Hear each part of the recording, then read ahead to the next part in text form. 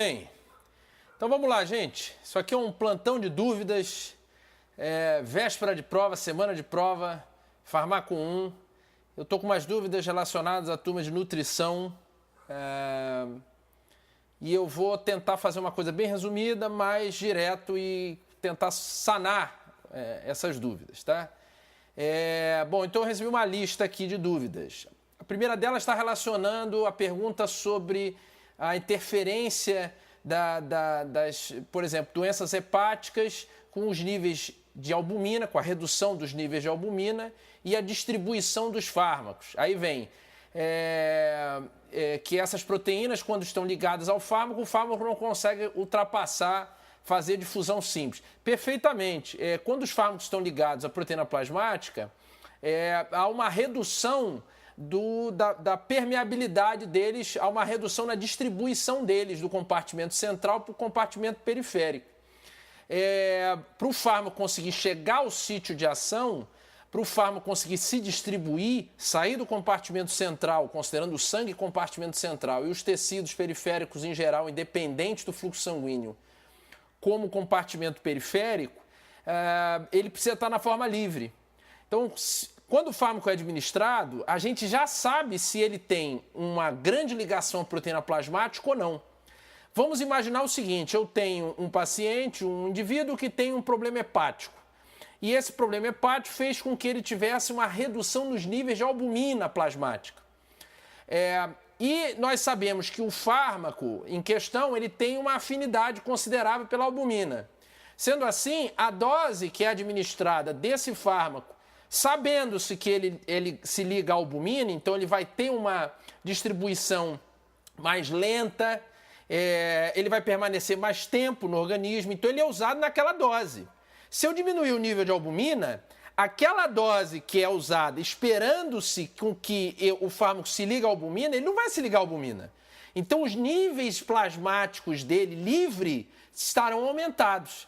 Consequentemente, você vai mexer com a capacidade de difusão dele para os tecidos, ele mais rapidamente vai chegar aos tecidos, ele mais rapidamente vai fazer a ação dele. E ele pode, consequentemente, pela falta da ligação à proteína plasmática, ele pode chegar em quantidade muito alta. Lembre-se de janela terapêutica. Ele fura a janela terapêutica e, consequentemente, ele pode desempenhar efeitos tóxicos. Tá certo? A segunda pergunta é com relação ao mecanismo de sequestro pelo pH e o que significa o conceito de depuração. Muito bem. Sequestro pelo pH é químico. Significa que uma molécula que era não ionizada, tivesse caráter ácido ou básico, pela característica do pH daquele órgão, daquele tecido, essa molécula se ioniza. Quando ela está ionizada, ela não vai sofrer o processo de fusão simples, por exemplo, pela bicamada lipídica.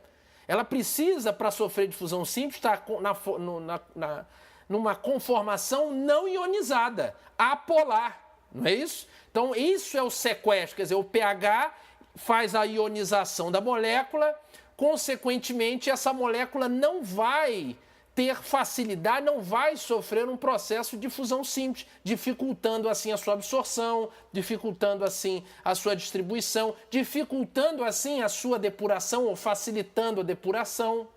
Por exemplo, se a gente pensar, o que é a depuração? Depurar é eliminar. Então, a depuração a maioria dos fármacos sofre uma depuração renal, quer dizer, a excreção é renal, a eliminação é renal.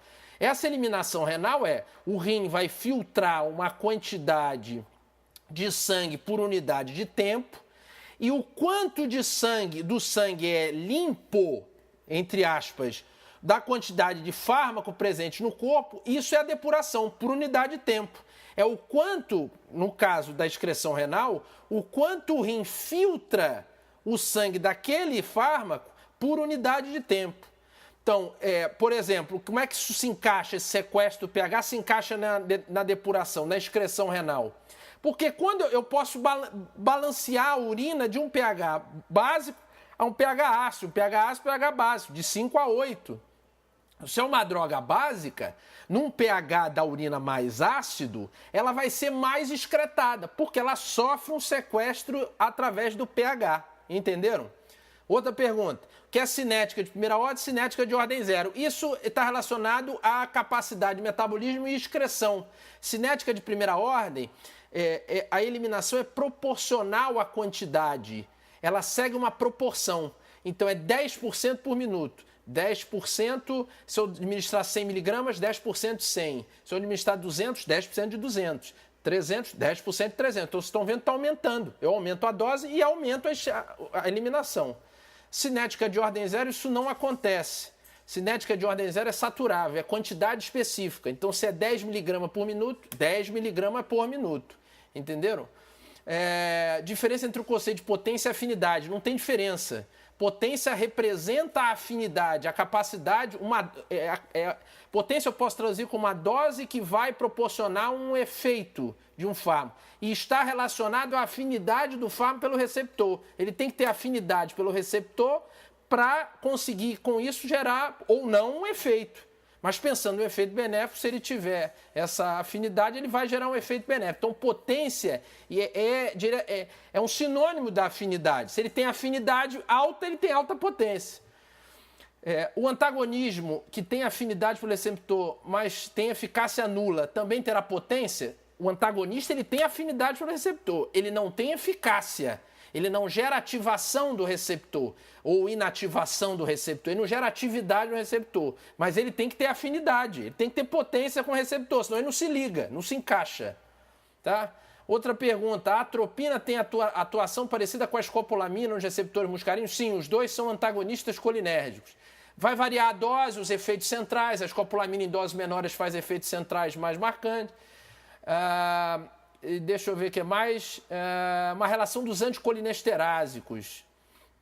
Não, tem uma outra. Diferença na localização receptor muscarínico e nicotínico.